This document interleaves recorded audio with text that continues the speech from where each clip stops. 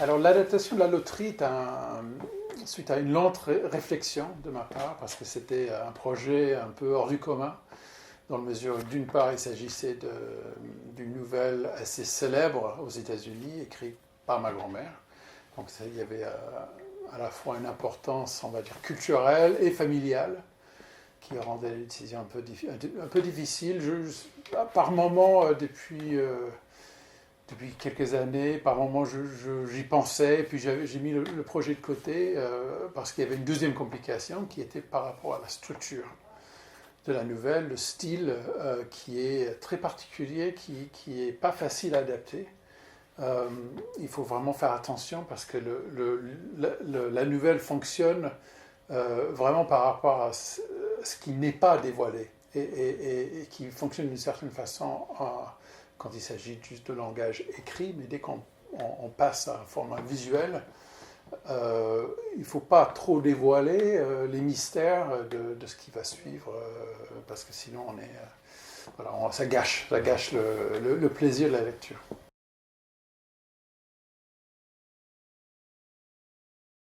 Alors, il y avait évidemment le traitement de la foule, de tous ces paysans qui se retrouvent donc un beau matin de juin pour participer à cette cérémonie étrange. Il fallait pouvoir les rendre sans qu'on ressente le besoin de les identifier. Je ne sais pas si c'est très clair, mais il fallait que ce soit plus des présences que des identités. Et je me suis dit que là, il y avait vraiment un travail à faire pour réussir cet équilibre. Et la lumière rentrait en jeu. D'une part, on est en juin, donc il y a un beau soleil de juin, mais cette lumière très dure permet d'avoir des yeux un peu mi-clos, comme si, ce qui rend en fait le regard difficile à déchiffrer. Et c'était un des éléments importants qui permettait à la fois représenter les gens sans que ce soit des personnages à part entière. Il y a des personnages, évidemment, mais sur les 300 personnes qui sont réunies dans la place, il y a une douzaine qui comptent vraiment.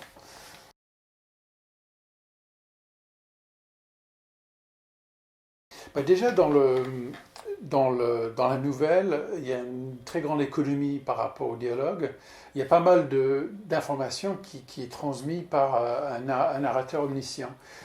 Ce qui pose toujours un problème pour la bande dessinée, parce que même si on peut avoir des blocs de texte de voix off, ma préférence personnelle, c'est de l'éviter quand on peut, donc de prendre ces éléments-là qui sont racontés par le narrateur et de les montrer ou de les transformer en dialogue. Le choix que j'ai fait, donc, c'était d'essayer de montrer autant que possible les choses qui sont racontées par le narrateur. Il y a un choix volontaire dans la mesure du possible,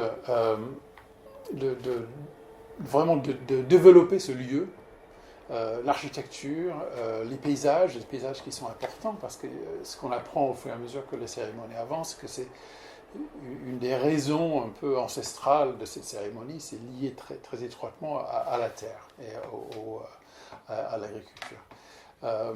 Donc il y avait une logique à développer ce sens de lieu, ce décor, d'un point de vue thématique, comme je viens de dire, mais aussi parce que du coup, on a la possibilité de donner presque un sens au lecteur d'être chez soi. On est à l'aise, il faut qu'on soit à l'aise dans ce lieu, qu'on ait l'impression presque de le reconnaître,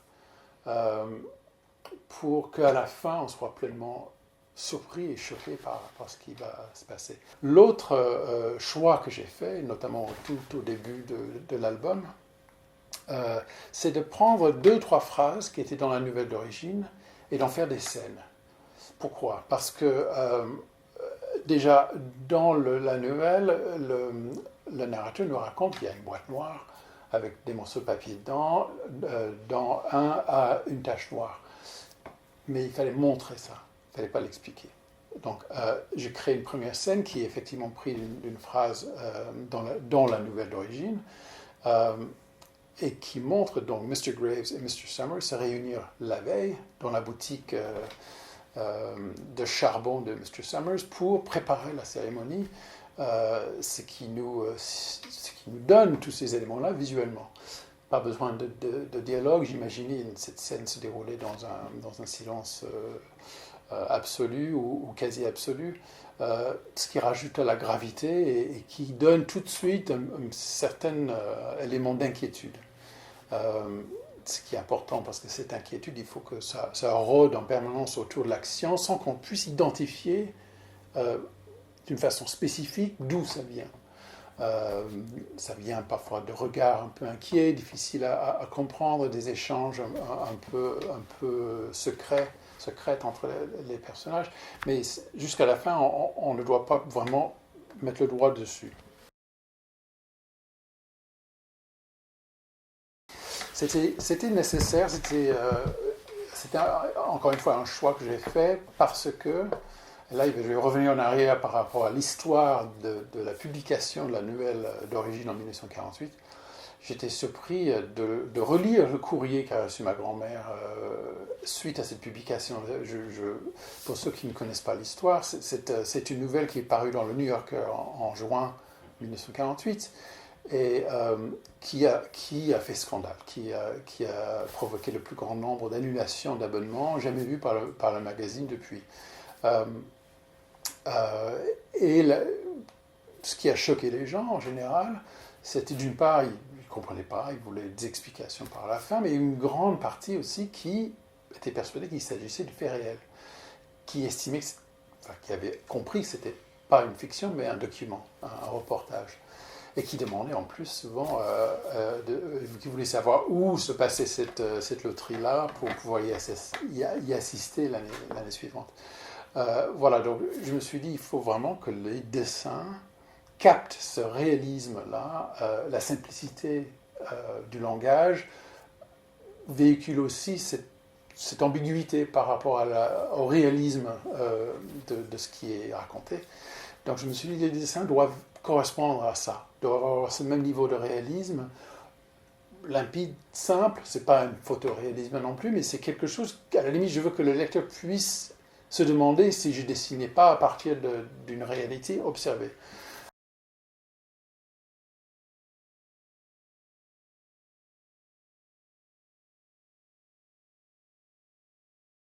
Alors, difficile non, mais il fallait l'évoquer avec beaucoup de soin et au bon moment dans le récit, parce que c'est vrai que l'action essentielle de l'histoire se passe entre, disons, 10 heures du matin, enfin 9 heures du matin et 11 heures du matin. Tout se passe avant midi parce que les gens doivent avoir fini pour retourner au boulot. C'est très américain comme principe. Mais le fait que ce rituel est ancré dans des traditions qui datent de on ne sait pas quand, est effectivement très central au poids qu'a la cérémonie dans les vies des gens qui pratiquent, parce que ça fait partie des choses qu'on fait. On ne sait pas pourquoi on fait ça. Chaque année, on le fait. On ne se pose pas des questions. C'est une des choses d'ailleurs que je pense que la nouvelle veut provoquer en nous, c'est la volonté de s'interroger sur les choses peut-être similaires dans nos propres vies, les choses qu'on fait sans se demander pourquoi. Donc le fait que je sais d'ailleurs que ma grand-mère était très intriguée par la place du rituel dans les traditions d'une façon générale. Il y a un livre de James Fraser qui s'appelle Le Rameau d'or, qui est justement une étude très pointue sur l'origine de beaucoup de nos traditions actuelles, mais qui date en fait sans qu'on le sache dans le milieu du temps. Halloween, beaucoup de ces traditions-là en fait ont des origines très loin et en fait parfois des racines assez barbares quand on s'y intéresse. Donc c'est pas du tout une anomalie, c'est un cas imaginé qui serait un cas extrême, mais cette cruauté-là est présente dans nos vies quotidiennes et je pense que l'auteur nous encourage à regarder ça en face.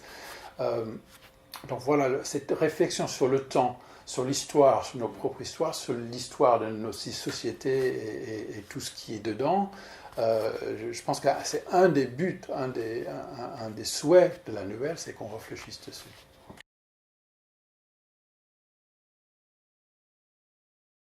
Oui, et il y a deux raisons pour ça. La première, c'est logistique ou pragmatique. Avec enfin, l'essentiel de l'album, c'est une longue scène qui se passe dans un square de village. Il fallait en permanence pouvoir renouveler notre regard pour que le lecteur ne s'ennuie pas ou qu'il y ait toujours un dynamisme, une certaine électricité dans la lecture de l'album. C'était très important, alors qu'en fait c'est un huis clos. Tout se passe dans très peu de temps dans un lieu fixe.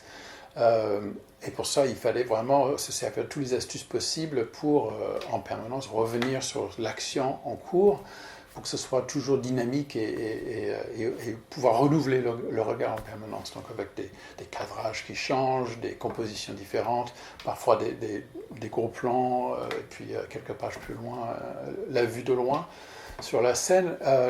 Mais il y a une deuxième raison, et c'est notamment par rapport au gros plan et ce grand soin donné aux détails et à notre regard sur les petites choses, c'est que ça fait qu'on est un peu trop près et on n'a pas justement ce regard large, ce qui se passe, ce qui rajoute un peu le côté un peu claustrophobe. Et encore une fois, c'est un de ces outils que j'utilise pour donner un léger sens d'inquiétude sans que ça puisse vraiment venir d'une chose spécifique.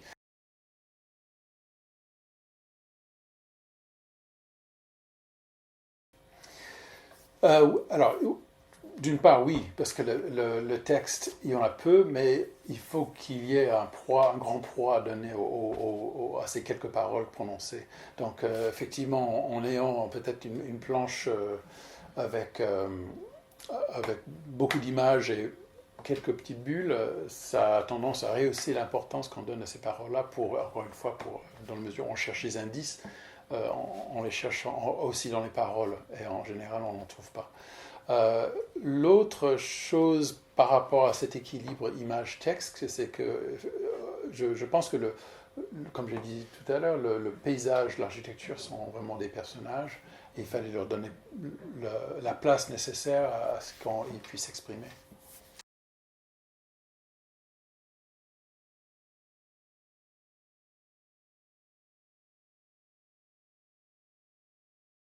C'est exactement ce qu'il faut. Il faut réussir ce choc-là, parce que la nouvelle le réussit très bien. Donc c'était peut-être le défi de la nouvelle, c'est vraiment de la première page jusqu'à la dernière, maîtriser cette lente accélération de tension pour qu'à la fin, on est choqué, mais on n'est pas non plus surpris. Euh, on s'y attendait, on n'osait pas y croire, mais c'est la fin qu'on redoutait. Donc, mais il ne faut pas que ça vienne de nulle part, sinon c'est en décalage avec l'esprit du reste de l'album. Donc, la nouvelle, c'était vraiment un chef-d'œuvre, et c'est encore une nouvelle qui est lue dans presque tous les lycées, beaucoup d'universités aux États-Unis, parce que c'est un exemple d'un mécanique littéraire qui fonctionne avec une précision absolument redoutable.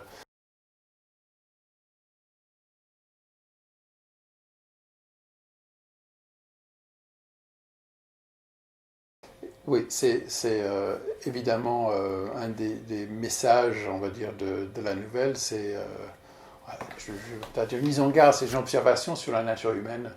euh, et qui, n'oublions pas, on est en 48, on vient de voir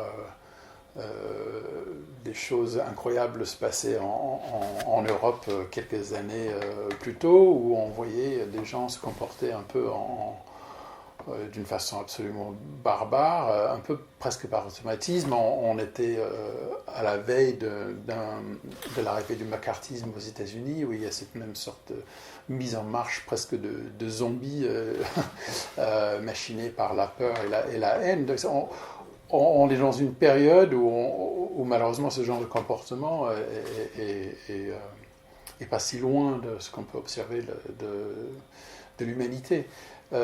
Donc je me suis dit que c'était le fonctionnement de la foule, de ces 300 personnes qui sont réunies autour de cette boîte noire, qui doivent effectivement se mettre en marche d'un coup. Bon, je parle de zombies, c'est presque ça, hein, c'est des gens qui agissent sans réfléchir parce qu'on leur a dit depuis des générations de faire ça. Et en plus, si on ne le fait pas, il y a des conséquences. Il n'y aura pas de maïs, il n'y aura pas de récolte, il y aura des problèmes entre voisins, toutes ces choses-là qui font que les gens agissent sans réfléchir. Et encore une fois, j'ai parlé de cette façon de dessiner les visages. Il fallait que les visages soient presque des masques en quelque sorte, qu'il y ait très peu d'émotions exprimées tout le long.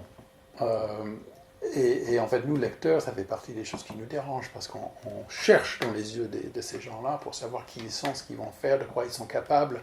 Et à la fin, effectivement, on comprend que cette manque de lecture, cette manque d'identification est justifiée. Et ces gens-là, ils vont faire quelque chose d'abominable et vont repartir travailler 5 minutes plus tard.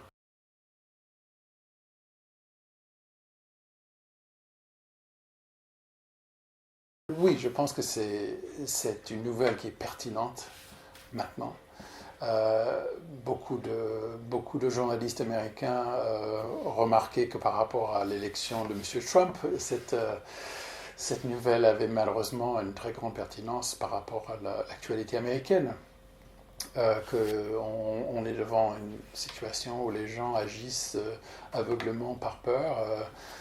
Voilà, c'est pas du tout étranger à notre actualité.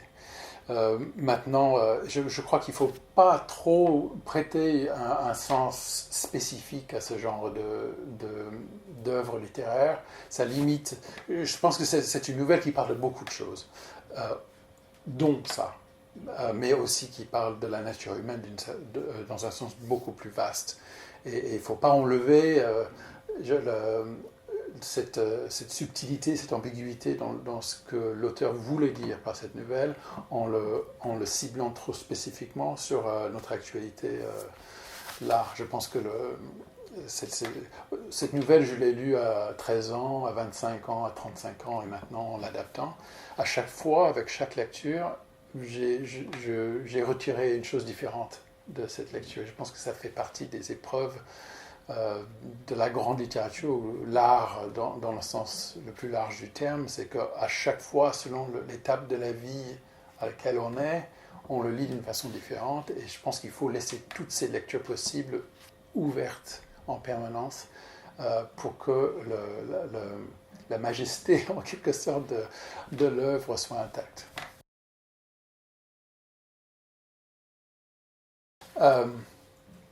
J'adore cet exercice. Déjà, j'ai fait mes études universitaires en littérature et je trouve qu'avec chaque projet, je m'inspire beaucoup de cette expérience-là. Je trouve un très grand plaisir et une satisfaction immense à répondre à une œuvre littéraire avec comment dire ça, avec une réponse graphique qui soit sur une même longueur d'onde que l'œuvre originale, mais qui apporte quelque chose, qui propose au lecteur peut-être une version légèrement différente par rapport à ce qu'ils ont peut-être lu, même si c'est un roman qu'ils auraient adoré, une nouvelle qui les a marqués. Mon grand espoir, c'est qu'ils reviennent qui découvrent mon adaptation, qu'à la limite, ça leur donne envie de revenir sur l'original avec un regard renouvelé. Mais ce qui personnellement me plaît dans cet exercice, c'est de trouver les outils graphiques adaptés. Pour Elroy, ça va être peut-être un trait un peu plus nerveux, un style un peu plus pugnace, quelque chose qui est plus brutal, plus direct, parce qu'il a ce langage-là qui est parfois très, très cru, très violent. Donc il fallait que le dessin puisse l'être aussi. Pas en permanence parce que c'est épuisant, mais il fallait par moments aller jusqu'au jusqu'à là où il va aussi. Alors, donc, pour Shirley Jackson, c'était la même chose. C'était comment dessiner l'anodin qui bascule dans l'horreur d'une façon imperceptible. Il fallait ce réalisme, parce que le réalisme, en fait, il n'y a rien de mieux pour démontrer l'étrange. Et pour le rendre encore plus choquant. Et donc il fallait vraiment mettre au point ce langage graphique très dépouillé, très simple, très lumineux, bizarrement très coloré, mais qui, à la fin, nous permet de vivre ce moment choquant et puis de revenir à la réalité par la suite.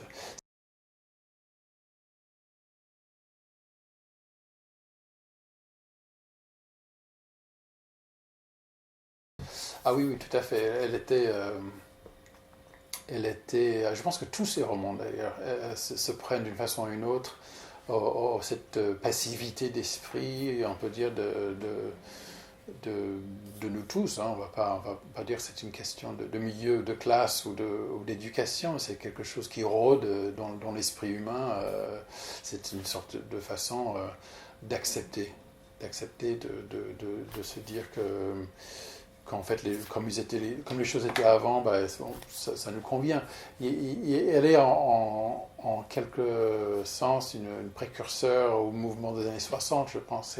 Elle avait déjà pas mal de réflexions dans ce qu'elle écrit sur la discrimination, sur le rôle des femmes. C'est très très important dans ce qu'elle écrit, le rôle des femmes dans la société. Et donc, mais c'est jamais un argument direct. C'est toujours une sorte une piste de cailloux laissée par la petite poussée dans la forêt. Il faut suivre avec beaucoup d'attention pour vraiment comprendre ce qu'elle essaie de nous dire. Et ça fait que ces romans sont très engageants parce qu'il faut vraiment... on sent qu'il y a un argument en dessous de l'histoire et ça nous vient par plein d'indices différents et ça donne une lecture très dynamique en fait et très stimulante. Donc moi je pense que, je suis même sûr que cette nouvelle, mais aussi beaucoup de ces autres nouvelles et ces romans sont très clairement, ont un propos qu'on peut prendre ou à laisser, mais qui est là.